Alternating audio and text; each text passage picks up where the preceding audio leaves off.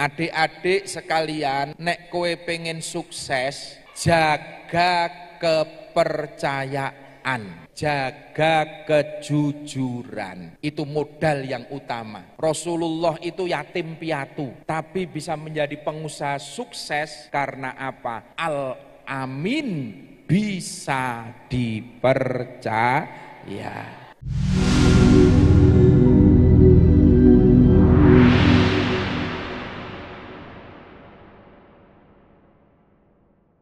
Puasa mengajarkan kita untuk tidak sekedar menahan lapar dan dahaga, tetapi puasa juga yang inti dan utama adalah menahan hawa nafsu. Menahan hawa nafsu. Kalian harus bisa mana kebutuhan, ini yang harus didahulukan. Kalau keinginan itu bersumber dari hawa nafsu. Sebagaimana makanan, kebutuhan manusia itu apa? Kebutuhan manusia itu sebetulnya hanya cukup 1 piring nasi, karbohidrat, tambah lauk tahu tempe, terus sama air putih 1 gelas. Itu kebutuhan. Ini yang harus kita perjuangkan, kebutuhan. Maka tolabul halal wajibun. Wajib kalian mencari rizki yang halal untuk menutup kebutuhan. Kalau sampean pengen lauk, sate, pengen telur, pengen daging, itu masuk dalam daftar keinginan. Itu bukan kebutuhan. Kalau ada uang lebih, ada rezeki, silahkan. Sekali-kali bolehlah makan di luar, apa yang menjadi keinginan sekali-kali boleh. Tetapi jangan sampai keinginan justru mengalahkan kebutuhan. Mana yang primer, mana yang sekunder, ini harus dipahami bersama-sama. Ini ujungnya kepada nafsu. Maka kita bersyukur oleh Allah diwajibkan puasa 1 bulan. Ini dalam rangka memanage hawa nafsu kita. Dan nafsu sumbernya adalah dari syaitan. Maka puasa ini menjadi sangat penting, karena puasa ini adalah benteng kita untuk menahan masuknya, menjadi pintu-pintu masuknya syaitan. Rasulullah Shallallahu Alaihi Wasallam bersabda bahwa inna syaitona yajri majrod dam, bahwa setan itu masuk dalam tubuh manusia melalui aliran darah. Artinya siapapun ketika darah itu masih mengalir, santri bisa kemasukan setan, kiai bisa kemasukan setan, pejabat siapapun. Ketika darah itu mengalir, maka pintu masuk setan masih terbuka. Fadoyiku, kata Rasulullah, tutuplah pintu-pintu masuk setan. Dengan apa ya Rasul? Bil ju'i wal atsi, dengan lapar dan dahaga. Maka puasa itu menjadi benteng yang efektif untuk mencegah masuknya godaan-godaan setan.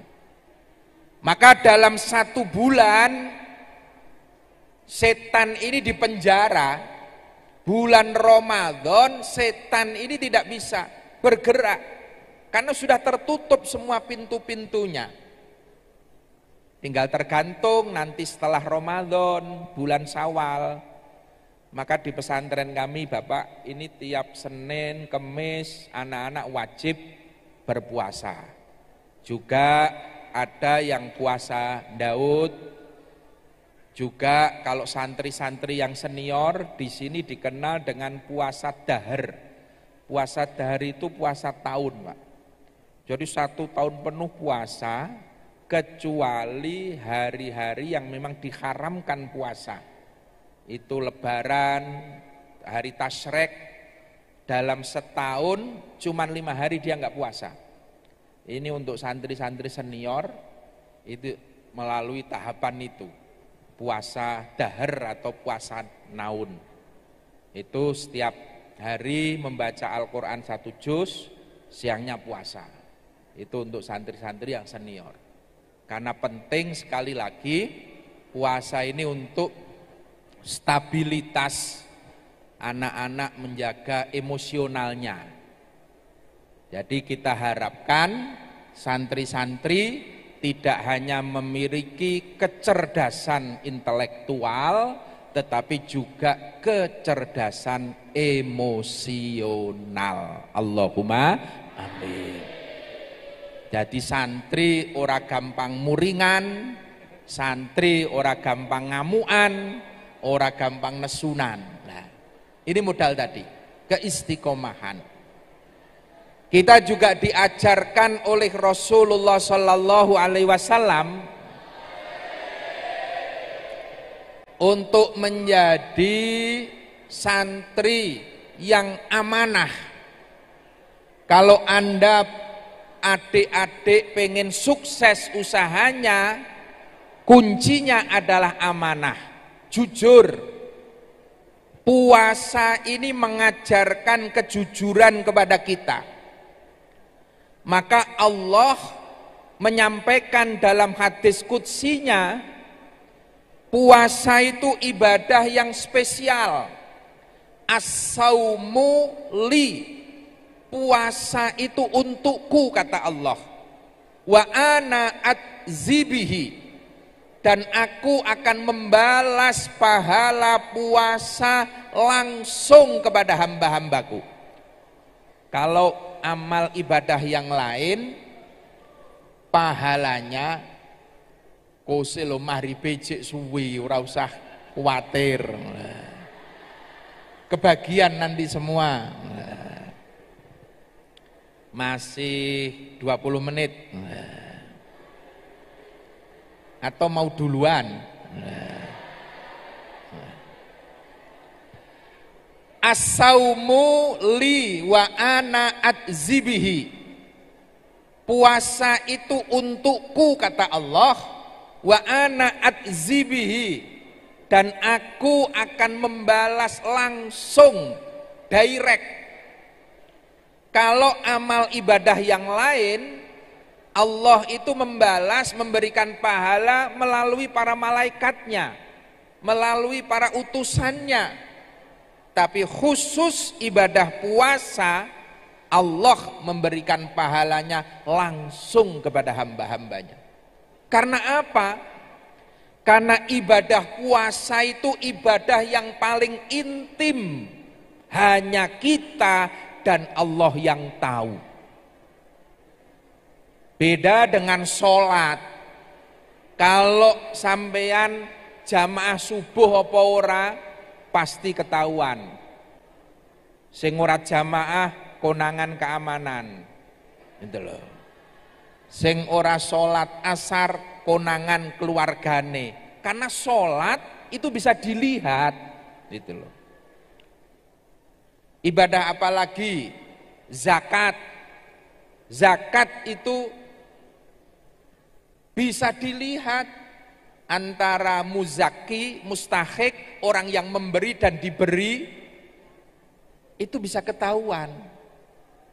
Apalagi ibadah haji.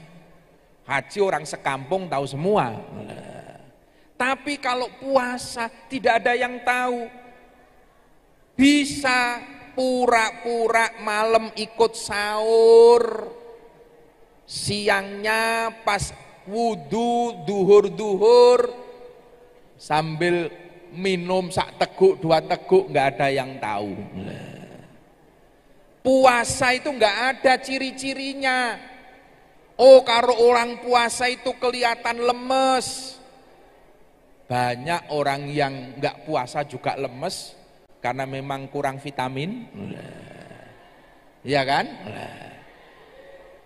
Oh, kalau puasa itu bibirnya kering. Lah wong itu memang sariawan, jadi nggak puasa juga bibirnya kering.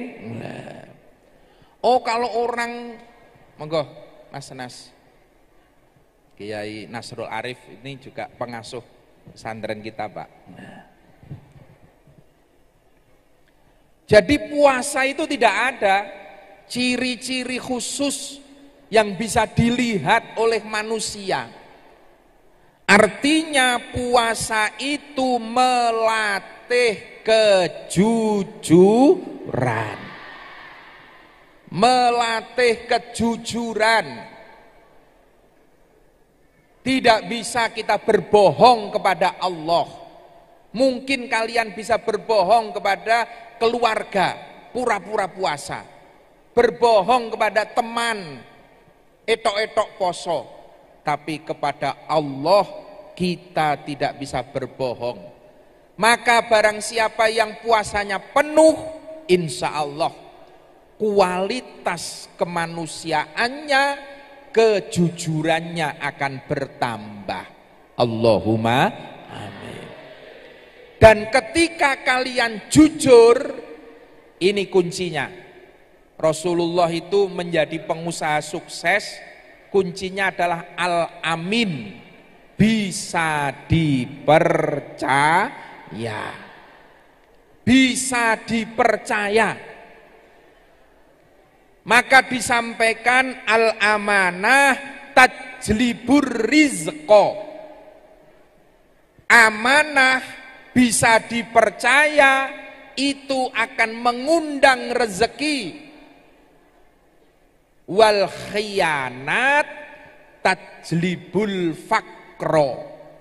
Ketika kalian tidak bisa dipercaya, tukang bohong, ngomong ke sana kemari, nggak ada buktinya, tajlibul fakro, tunggu saat kefakirannya. Adik-adik sekalian, nek kowe pengen sukses pora?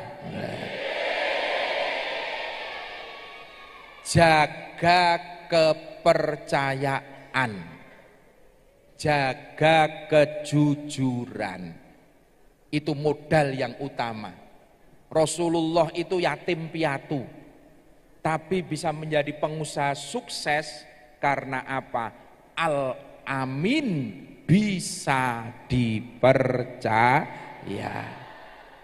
Apalagi sampean-sampean nek didelok modal orang duwe modal, dudu turunan konglomerat. Wah, niku turunan wong sugih, turun ke 7, tapi sampean turun ke 8 pas entek bondone wong tuamu. Iya kan? Turunan korun. Kita ini tidak punya modal apa-apa. Modalnya adalah kepercayaan. Kalau dalam bahasa BI, bankable. Pokoknya nek sampean wis dipercaya bank, duit ngalir semua. Duit ngalir.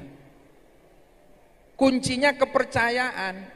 Tapi begitu khianat, begitu di blacklist, kalian di mana-mana ditutup, nggak bisa dapat modal, tajlibul fakro, maka tunggu saat kefakirannya. Orang Jawa punya pepatah, ono pepatah Jawa, ono jeneng, ono jenang. Jeneng itu nama, Pak. Begitu kita bisa menjaga nama baik, begitu brand kalian ini bisa baik, maka jenang itu akan datang. Rezeki akan berbondong-bondong. Akan banyak yang ngasih modal sampean. Butuh apa kita modalin, butuh apa? Seperti Rasulullah begitu masuk ke pasar Mekah, pengusaha Mekah semua berbondong-bondong, pengen modalin, pengen join, pengen kerja bareng. Sampai datang satu pengusaha cantik, kaya raya, janda, namanya Khadijah. Itu datang kepada Rasulullah, pengen join, ngasih modal, usaha semua diserahkan, bahkan jiwa raganya diserahkan kepada beliau Rasulullah Sallallahu Alaihi Wasallam.